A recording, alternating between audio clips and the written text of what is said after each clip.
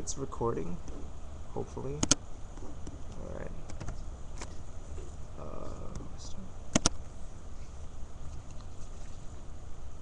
Okay, so today we're going to be discussing interesting game design. Next slide. Okay, so first of all, why do interesting game design? Why bother? All the money is in making clones. I'll just make Bejeweled again. Next thing you know, I'm making tons of money and I don't even need to do work. Like, why bother? Well, there's a reason why you should do good game design, and it's from an economic perspective. From GDC, I saw Daniel Cook's talk on stop wasting your time in the clone factories, and he gave this this curve that's pretty, like, this is a crude representation of it, but the basic idea is that in the beginning of the genre, when you make one, it starts in a growth period, and then it continues to grow as it gains popularity until it hits the mainstream. And then eventually it goes into decline, and then it keeps decreasing until it becomes a niche. So what you want to do is start the curve and get it growing and go into a new market. And then what you want to do there is establish yourself as the genre king. So even though there are tons of Bejeweled clones, PopCap is still kind of on top because they've established themselves as the go-to people for that genre. So that's what you want to do when you create a genre. Sometimes it doesn't work out like that, but if you can do it, then you'll reap the benefits. So another problem is that there's crowded market competition when you work in a field that's already populated by other people copying your game, and then it's kind of hard to get ahead of everyone, so it's disadvantageous. You want to be the head of your field. You want to be the top. You don't want to just be another one in the crowd and just get lost in the shuffle. And it also helps the industry. If you make uninteresting games and just find yourself making clones of stuff, then it's not just you that suffers, or not just the people that suffers, it's everyone that suffers. Like, you'll find that players stop buying, nobody wants to play the same games over and over, and you'll stop selling because you don't have any buyers left. So you still want to help the industry while helping yourself at the same time, otherwise you're going to cause yourself some problems while causing some problems in a more systemic matter as well. And you also help yourself. You can go to your friends and say, I made this, I invented a genre. No one else in the world has made this ever before. I've created something that I'm proud of, and you're not making the same thing over and over again, because boring games are boring. You don't want to just make another clone of something, because then people will just say, oh, you just copied them, and you're going to be seen as a hack in some ways. So you don't want to do that. You want to work on projects that you're excited about, and projects that you like, and that making clones of games is bad business, and it's a drain on your creative soul. And I don't know, some people don't care about that, but you want to do that. So what do big developers do for inspiration? We'll look at Shigeru Miyamoto, known for making Mario, Donkey Kong, Legend of Zelda, Star Fox, countless other games, and he's always trying to do something that captures his interest and uses that as inspiration for his games. So I've heard of this example of something he does when he's just going about the Nintendo headquarters. Apparently, I heard from Koichi Hayashida's talk at GDC on when he was working on, when he was talking about Super Mario 3D Land, and he said Shigeru Miyamoto carries a ruler around with him, and sometimes he's not sure how he's doing that day. So what he does is he looks at an object in front of him, say this desk, and then he says, I think that desk is about 4 feet or something. So he goes over to measure it, and then if he's right or close enough, then he decides he's having a good day. So so it's all about, like, it's weird, but it's all about having a playful attitude towards your surroundings. Like, you can make a game out of almost anything, and you could play all the time if you just keep a sincere attitude about what you can do with your world. So, I think, so, hi, you just came in on my talk on how you can be a great games designer. Uh, so, as a child, Miyamoto liked to explore the mountainside. And one day, during his explorations, he found a cave. And he wasn't really sure if it was safe or not. So he didn't want to go inside it. And then he just left. But he couldn't get the idea of the cave out of his mind. He had that thought that, what if I were to go in? What sort of mysteries can lie within that cave? So he came back later that summer with a lantern, and he explored it, and he was quite nervous about it, but it offered something priceless to him, that sense of wonderment when he was exploring something that's probably never touched before by human hands and never seen before. And when he was looking through the dark passages, he realized that there were more caverns to be held inside, more things to explore, and he just wanted to keep going further and further. So this led to inspiration for him for games like Legend of Zelda, where he wanted the player to experience that sense of wonderment he felt as a child. So, Legend of Zelda. So, he's not doing that anymore. He's old now. Well, you could say he's young, but he's still young at heart, anyway. Because he's still doing things like planting gardens, learning guitar, playing with his dog. And in case you didn't realize what this applies to, it applies to 3 games he's made: Pikmin, Wii Music, Nintendogs. All these things are just drawn from his personal experiences and what he does in his daily life. And you have to so the lesson there is that you can draw inspiration from every single thing around you. All the activities you do, that sense of pleasure you feel during whatever you do, you can put that into your games as well. And he's gotten tired of making the same old games over and over again, Mario, Zelda, and he's actually handing them off to his other teams because he wants to move forward and work on future projects. You have to keep that attitude too. If you just work on the same things over and over again, you're going to find yourself kind of drained, and you've explored a lot of possibilities, and that's a good attitude to have. And that attitude is not just held by Shigeru Miyamoto, but it's also held by Will Wright. He was the pioneer behind games such as The Sims and SimCity. He was the head of SimCities for a while. SimCities for a while? Is that proper plural for the games? But anyway, he was the head of the SimCities projects for a while, but he felt that it was kind of too draining for him. Like, he wanted to move forward creatively. He didn't want to just make the same things over and over again, iterating, maybe doing only like 10% difference or 20% difference. He wanted to make completely different games from what he was doing, and he handed off his projects to his teams, which he felt were in good hands because they seemed to know what they were doing. And he always wanted to explore new fields because he loves doing lots of different things, as I will explain. As a child, he liked to build model planes and model ships. The reason why he loved doing that is because with these models, you can explore a world that you wouldn't explore in your normal life. You can fly through the sky, you can sail the 7 seas, and you can appreciate what it's like to be in a different place than where you are now. And he wanted to capture that, but he wasn't sure how. So he just continued on with his life until he found something for the Apple II called Pinball Construction Set. Now, it doesn't look like much, but to him, this was the groundbreaking moment for him that changed his life. He realized that in this game, you could make your own pinball set and do whatever you wanted with it.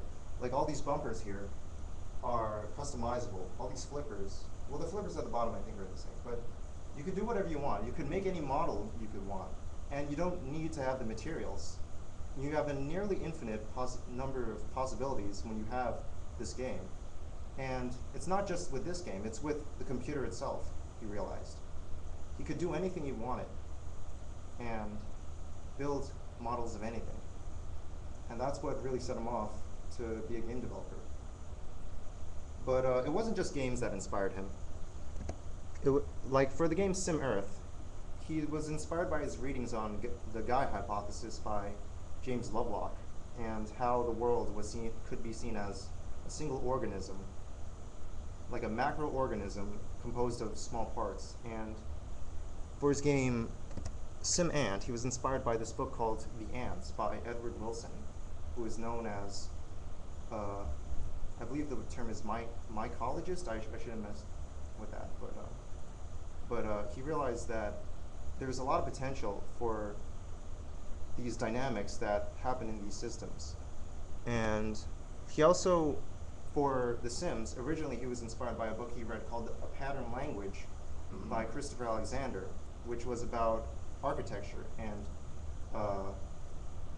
basically about house design.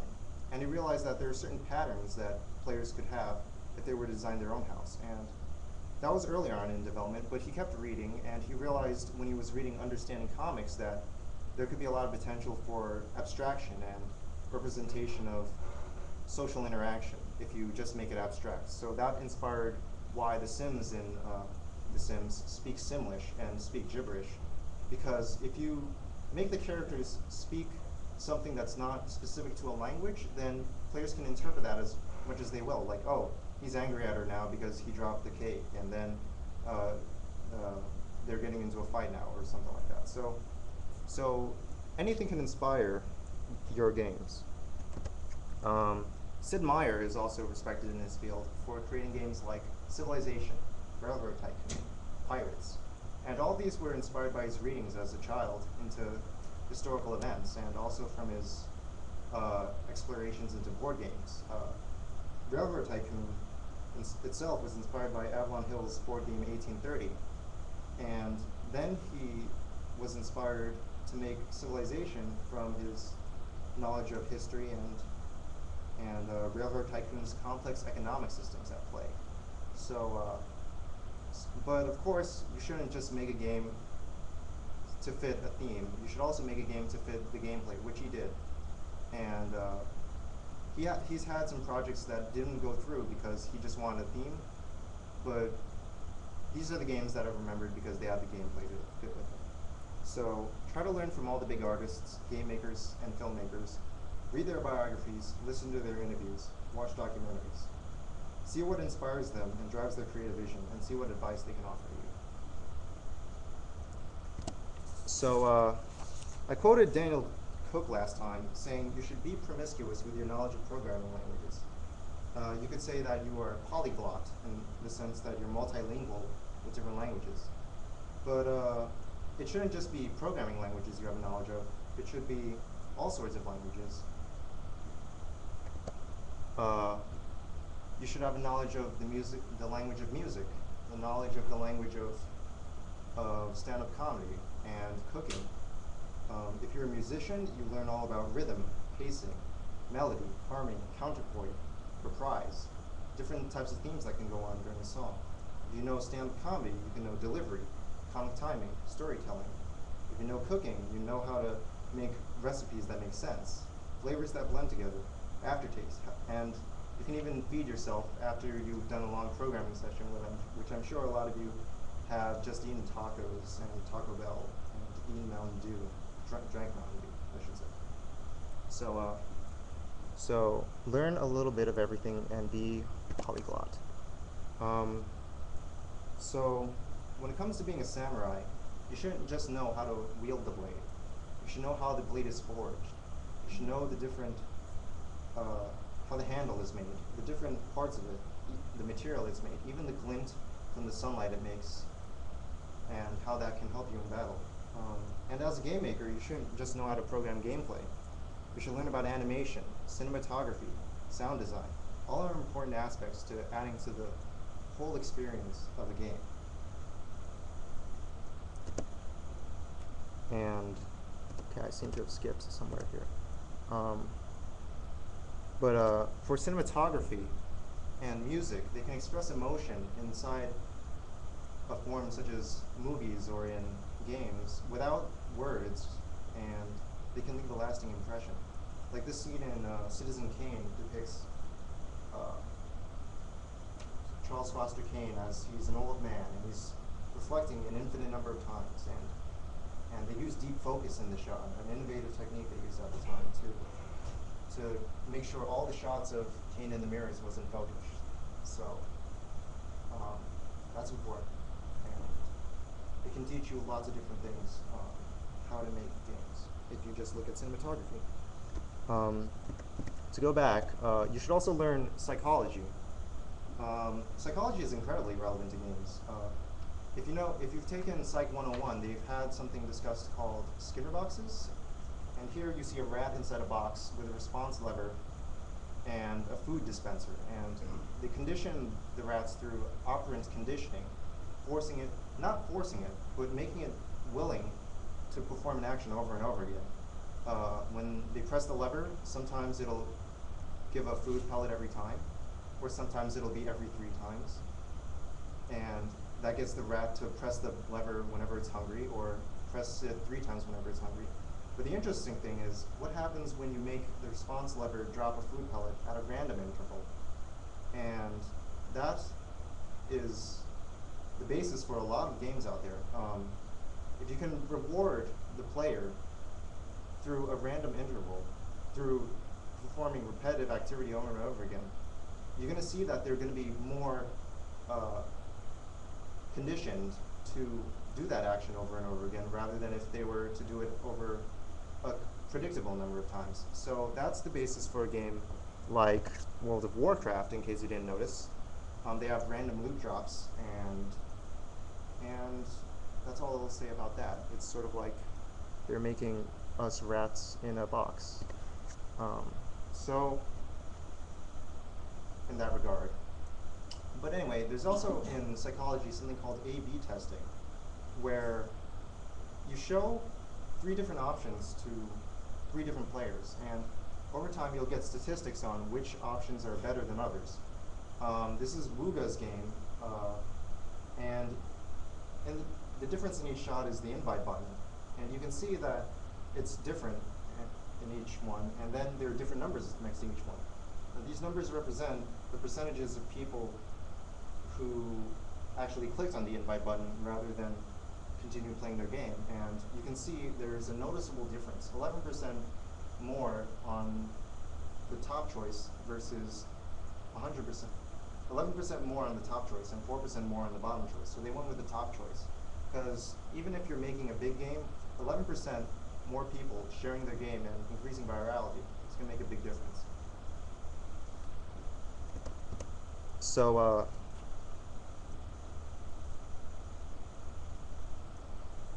I said that you should know different things, but you should also know your field as well. You should know games.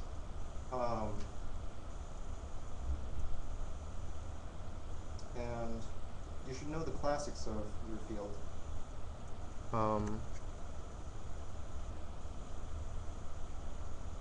And George Lucas was very much inspired by the movies he saw in the 50s. There was stuff like Flash Gordon, these space opera-like serials that were made back then. He was influenced by samurai films, spaghetti westerns. He was influenced by adventure serials.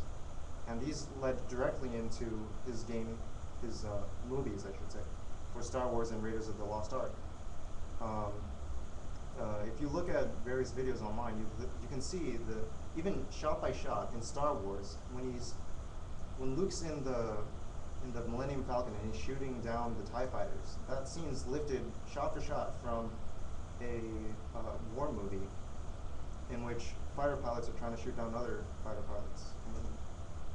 And you can be influenced by the things that you valued the most when you were a child. So that's important. Quentin Tarantino, for Reservoir Dogs and Pulp Fiction, he was very much influenced by the 80s Grindhouse movies. And these are big films that were inspired by previous films. And those films probably weren't even that good, but it just started the spark in them. to make something that explored that genre and do something new. So, you shouldn't just know uh, other fields. You should also know the history of games as well. You should be influenced by all the big people, and you should know the big developers and the big people in your field. And it's going to be embarrassing if you go to an event like GDC and you're talking to a big famous person like Shigeru Miyamoto, but you don't even know what he looks like. So you're just saying, oh, I'm just going to ignore this person. I don't know what he's saying. He's speaking Japanese. But you should know who all the big players are for multiple reasons. So you should be able to list like 5 game developers that you admire on the fly. So I said last time that the trick to making interesting games is being an interesting person. And you might not think you're an interesting person right now, but everyone is. You'll be surprised. It's just that you might not be thinking about it in the right way. You can draw from movies and games and stuff like that, but as much as you have that, you can also draw from your deepest personal experiences that only you have that no one else has had. And express things like sorrow and joy more than not just shooting stuff and clicking stuff. Try to express different emotions. So there are a few games that express this. This is a game called Dysphoria by Anna Anthropy.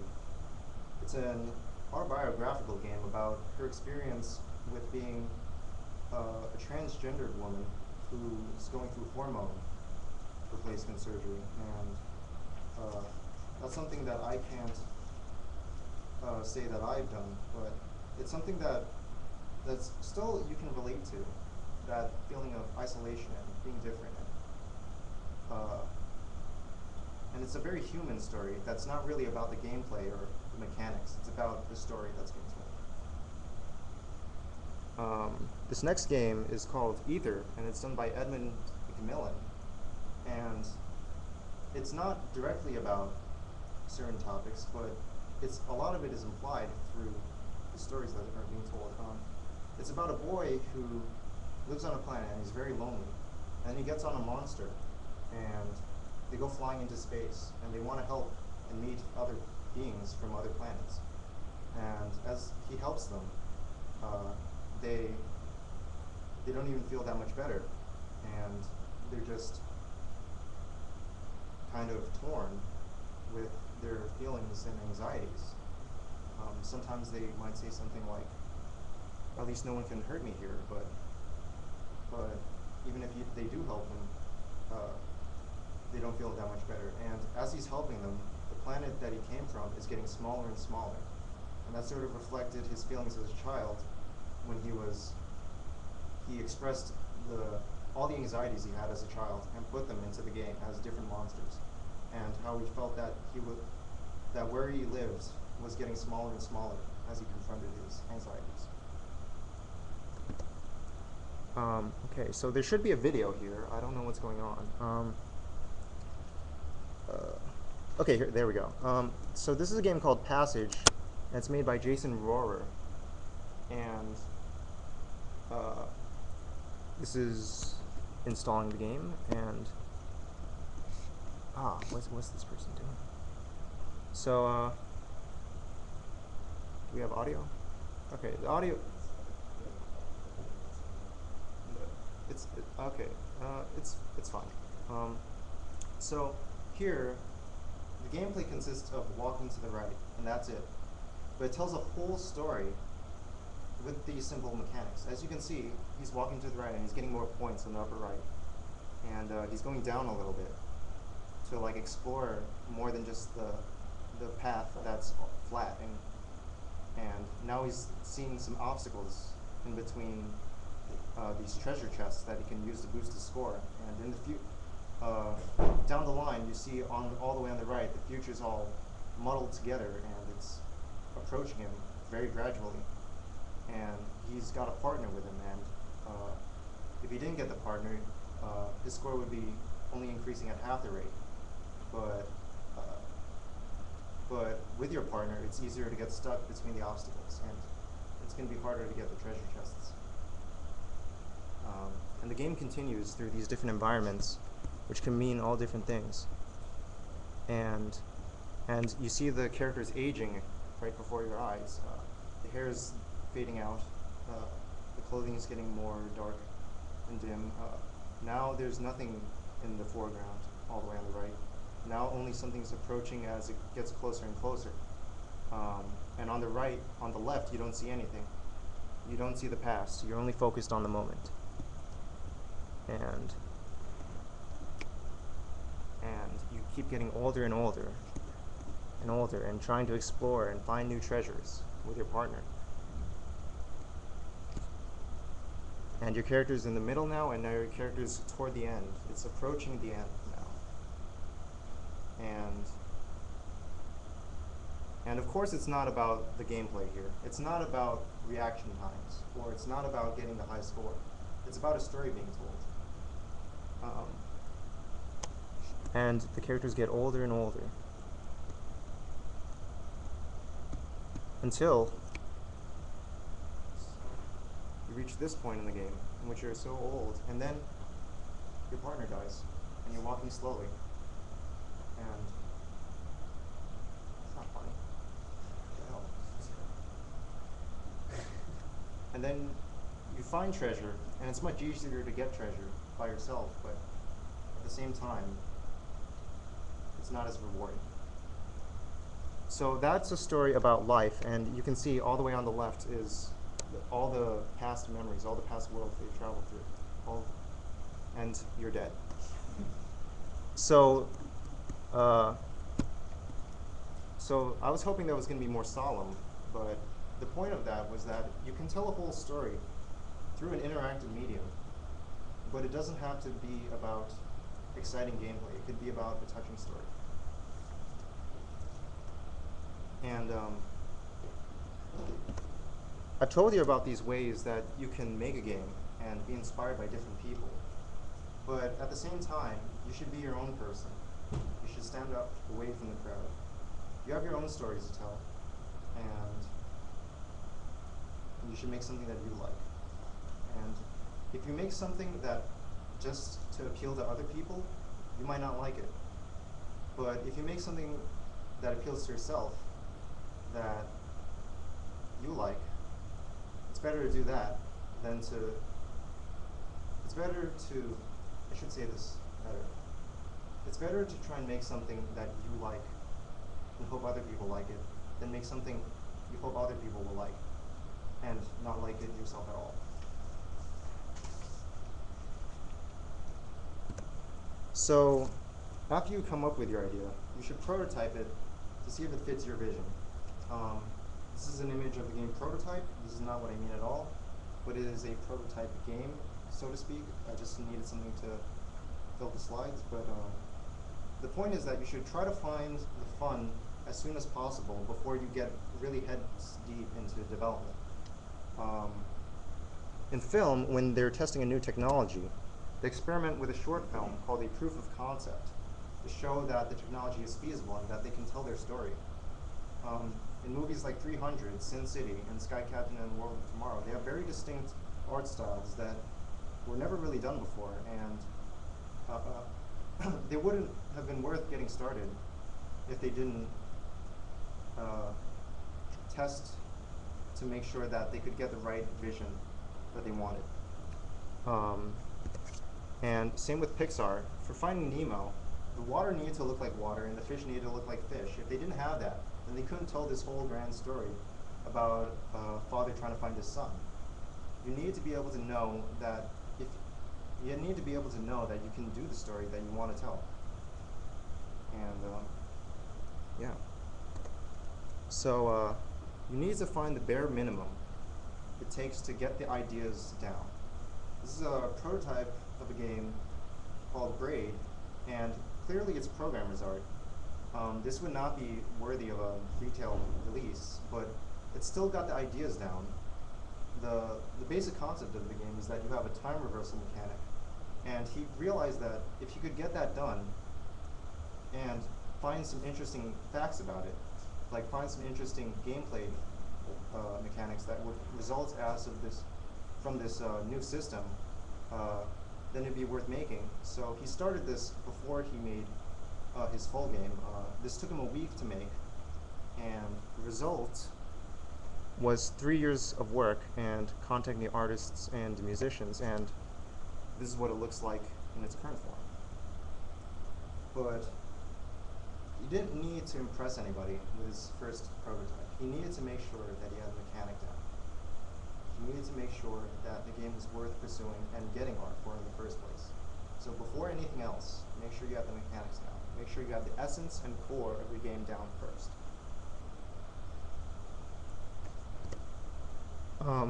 So testing is important when you're doing prototypes. This was a game he made called Oracle Billiards, where the player could see what would happen as a result of their shot each time they hit the balls, like in a game of pool.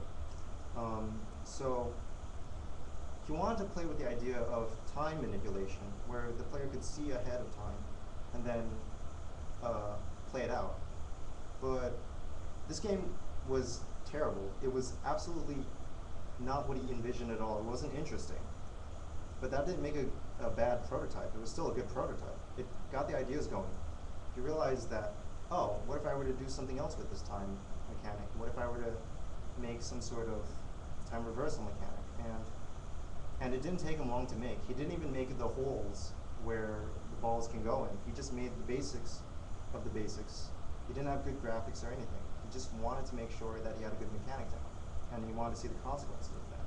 And that really got the ball rolling, so to speak. I didn't even mean to do that. But so daring ideas are like chessmen moved forward. They may be beaten, but they might start a winning game. You have to start with very bold ideas and move forward and see what results from them. You have to make mistakes before you, what's the phrase? You have to break a few eggs in order to make an omelet, so to speak. So I just compared Goethe's quote to an omelet. So that's an accomplishment in itself. Anyway, so last time I ended with the remarks that what you do in your spare time determines who you are. Well, that's only true if you're a student. When you're an adult, what you do in your full time determines who you are. What you do as an occupation and what you do for a living determines your worth as a person, or how you value your own time. I shouldn't say worth as a person. But as much as we want to be able to reverse time like a braid and take back all our mistakes, we can't do that. We don't have that option. And that's just part of being human and living a meaningful life. You're going to have to live with your mistakes and take responsibility of your own time. And a lot of the time, you might find yourself doing things that are more interesting than what you're doing in your full time. That's what happened to a lot of people on the internet.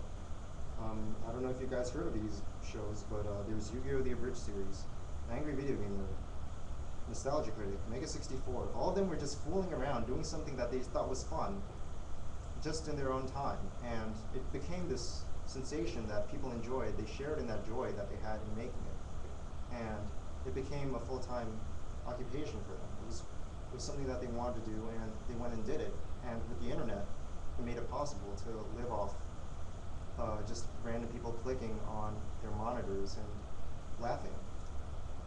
So with games, back in the 80s, people were making games in their garages and putting them in Ziploc bags and just going to developers and going to stores and just saying, here, take my Ziploc bag and put it on sale and see if they can make any money off of it. And we're back at that phase right now, sort of. We have indie game developers that are making games in their own basements, basically. Marcus Passion, when he made Minecraft, he was just making something in his own spare time, and it became a full-time thing for him, and he's made millions of dollars. There are countless indie game developers out there right now that are trying to fulfill this dream. John Blow, Edmund McMillan, Derek Yu, and Terry Cavanaugh and Adam Salton. Like, the list goes on. But the point is that they went for it. You have to go for it if you really want it. And some people think that, oh, I can't take back my actions. I should live cautiously. I should plan the safe side. I think the exact opposite. You can't live your life again, so you have to make the most of it. If you just play it safe, then you're not going for the things you really want. You're just appealing to your baser fears. You shouldn't live your life in fear. Bold mistakes are necessary lessons for living a full life. And a little bit of courage at the right time can make all the difference in the world. But as students, you're living on borrowed time right now.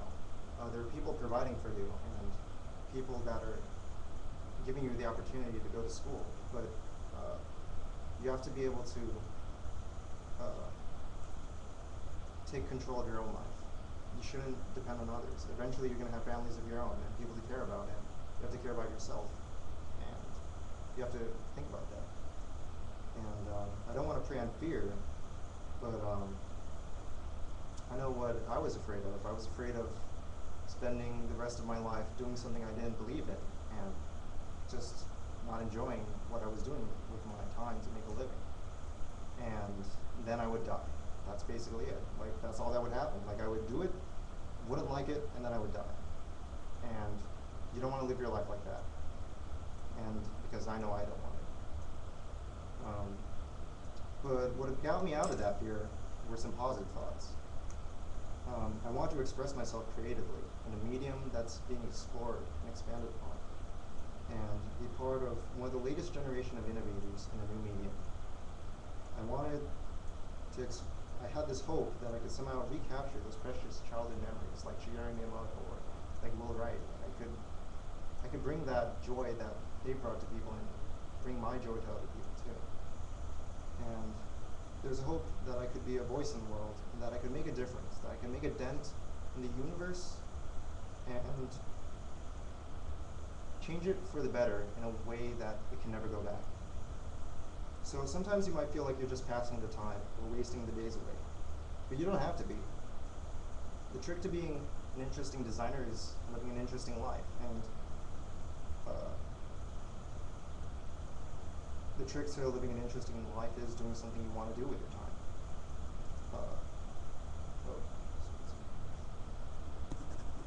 Bad timing. Okay, so if you want to achieve your dreams, stop wasting your time, take steps toward it, because every ticking second counts. You don't want to live your life in regret of what could have been. Do the things you want to do. And there are resources everywhere to learn about all the different things you want to do in the world. On the internet, at the library, at workshops, at conventions, meeting new people, and even school, even though that sounds kind of weird that you're supposed to learn something at school. But there's some classes that you might not want to take because you're afraid of, like, oh, the work's going to be too hard. Well, you could just sit in on the class and be really cheeky and not even be signed up and just take an empty chair and just learn for the sake of learning. You know, it doesn't have to stop when you get out of class. You could check back in at another class and keep learning, you know. That's how Steve Jobs learned about calligraphy, and that's why computers today have font that doesn't look terrible. And of course, everything I've said is merely only the wisdom I've accumulated. You shouldn't just use me as your sole source of inspiration. There's a world of inspiration out there. Learn from everything. Learn from everywhere. Don't just learn from me. And a day wasted is a tragedy. And we're given these opportunities to do something meaningful with our lives. From our family, from our friends, from our society, from this world and this universe being created. If you value your existence and your time on this earth, then why waste your time doing something you don't want to just because you're afraid of making a few mistakes? Your life is in your hands. Be bold. Make the most of it. Thank you for your time.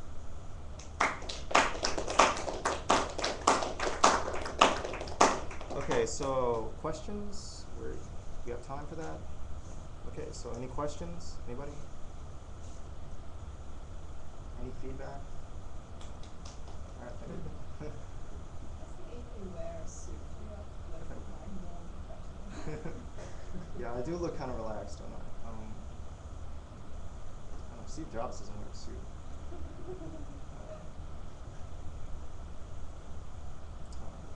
Okay. All right, thank you. So we'll just chat amongst ourselves about whatever we want then.